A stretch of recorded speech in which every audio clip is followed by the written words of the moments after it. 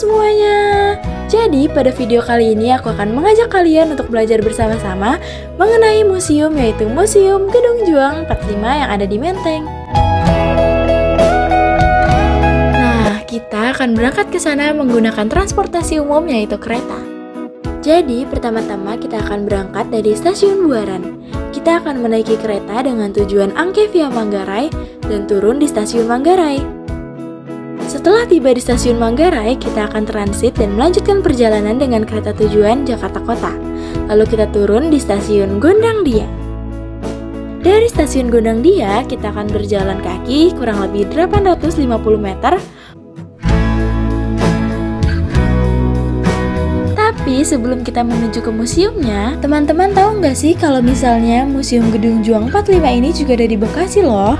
Tetapi yang di Bekasi itu membahas mengenai kerajaan-kerajaan zaman dahulu yang menceritakan Bekasi zaman dahulu di bawah kepemimpinan Raja Purnawarman. Jadi di museum itu menceritakan kerajaan seperti Tarumanegara, Kerajaan Sunda, Kerajaan Mataram, Kerajaan Majapahit, Kerajaan Galuh, dan kerajaan-kerajaan lainnya. Jadi di museum itu lebih menjelaskan mengenai masa pada kerajaan-kerajaan tersebut. Nah, akhirnya kita udah sampai di Museum Gedung Juang 45 yang ada di Menteng, Jakarta Pusat. Jadi, Gedung Juang 45 ini adalah bangunan peninggalan pada masa kolonial Belanda. Hal ini dapat kita lihat dari pilar-pilar tinggi di depannya, yang itu menandakan bahwa ini adalah gaya arsitektur pada masa kolonial Belanda. Yuk, kita masuk. Kira-kira ada apa aja ya di dalam?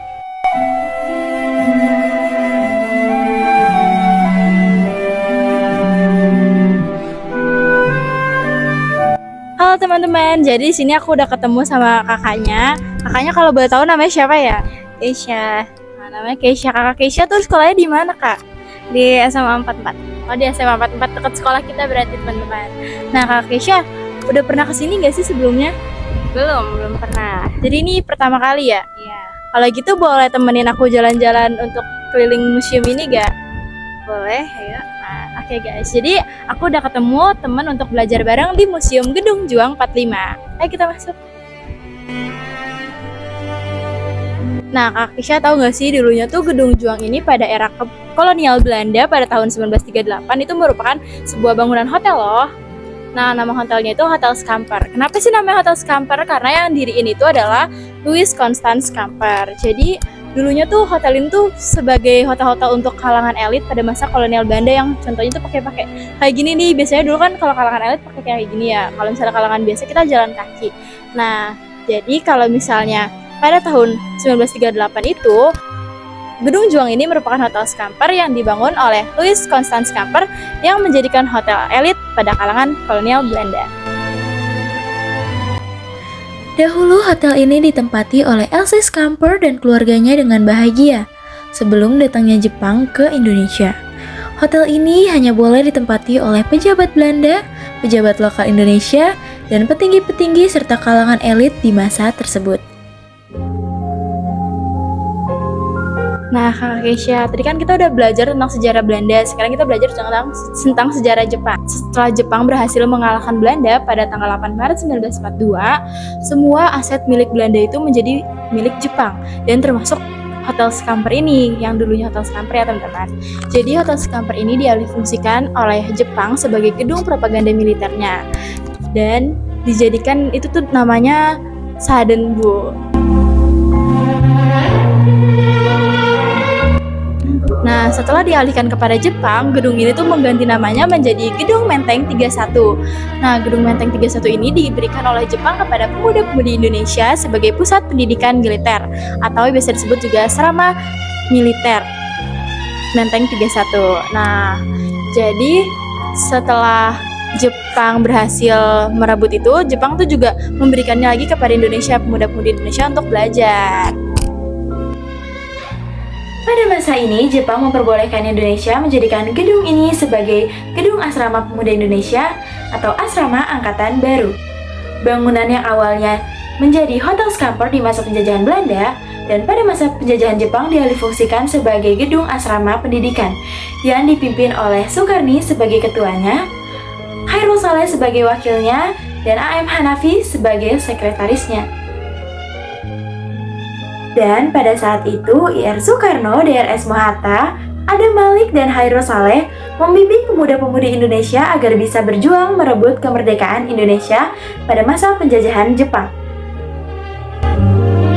Oh gitu ya kak. Jadi ini gedungnya diserahkan ke pemuda-pemudi Indonesia. Betul banget. Kalau tokoh-tokoh yang meneruskan gedung ini tuh ada siapa aja sih kak? Nah, untuk tokoh-tokohnya, yuk kita lanjut ke tempat berikutnya.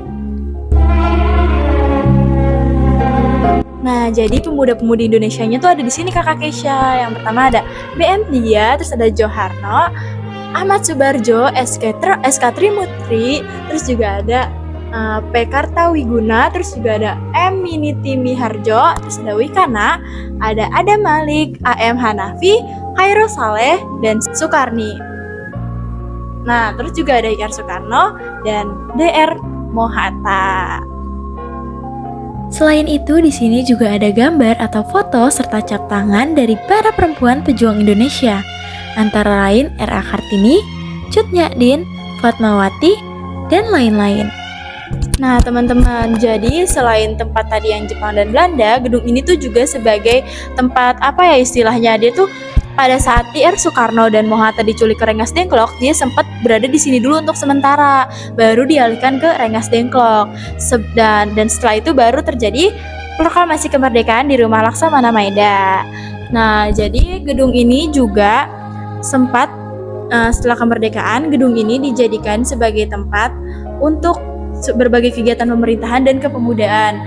Dan baru pada tahun 1974 atas inisiatif Gubernur Ali Sodikin, gedung ini diresmikan sebagai Gedung Juang 45 atau sebuah museum kemerdekaan Indonesia. Jadi itulah gedung ini dari tadinya sebagai hotel Scamper, terus dijadiin gedung kemiliteran Jepang. Nah, sampai akhirnya dijadikan Gedung Juang 45. Gedung Juang 45 ini pertama kali diresmikan pada tanggal 19 Agustus tahun 1947. Gedung ini terletak di Jalan Menteng Raya nomor 31, Menteng, Jakarta Pusat. Gedung ini diperkirakan pertama kali dibangun pada tahun 1920.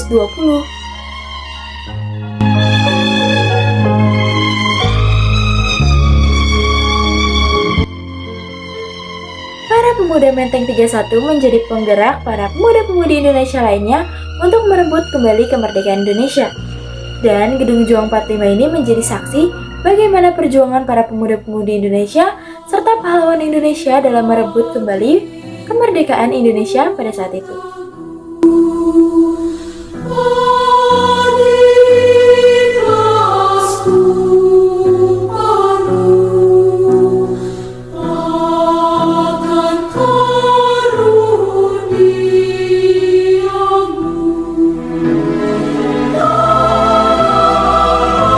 Nah, bagi teman-teman yang belum pernah ke Gedung Juang, teman-teman harus banget nih cobain ke Gedung Juang 45 ini biar tahu. Di sini tuh ada bukti-buktinya berupa foto-foto pada zaman dahulu, terus juga ada bukti berupa baju, terus ada senjata-senjatanya, juga ada miniatur-miniatur pada saat masa proklamasi. Jadi kita tahu nih teman-teman, selain masa proklamasi dan sebelum-sebelumnya tentang penjajahan Belanda Jepang, itu juga ada masa pasca kemerdekaan seperti perjuangan Renville dan lain-lain.